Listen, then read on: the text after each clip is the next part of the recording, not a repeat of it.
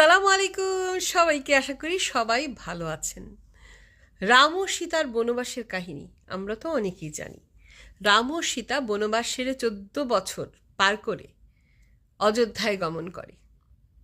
তখন তার মা কৌশল্যা রামকে জিজ্ঞেস করে, হে রাম, তুমি কি সত্যি রাবণকে বধ করতে পেরেছিলে? উত্তরে রাম বলেন, হে মাতে, আমি রাবণকে নয়, তার অহংকারকে বধ করেছিলাম। তার অহংবোধ তাকে ধ্বংসের দিকে এগিয়ে নিয়ে গিয়েছিল। তাই বলছি, অহংকার পতনের মূল। যার অহংকার আছে তার শত্রুর কখনো দরকার হয় না, সে নিজেই নিজের শত্রু, সে নিজেই নিজের পতন ডেকে আনে।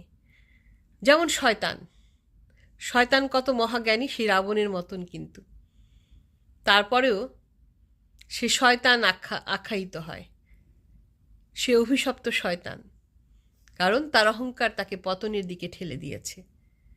তাই অহংকার করতে যাবেন না, অহংকার করলে আপনার পতন অনিবার্য। ভেবে দেখবেন, ভালো থাকবেন। আল্লাহ হাফেজ। আসসালামু আলাইকুম ওয়া রাহমাতুল্লাহি ওয়া বারাকাতুহু।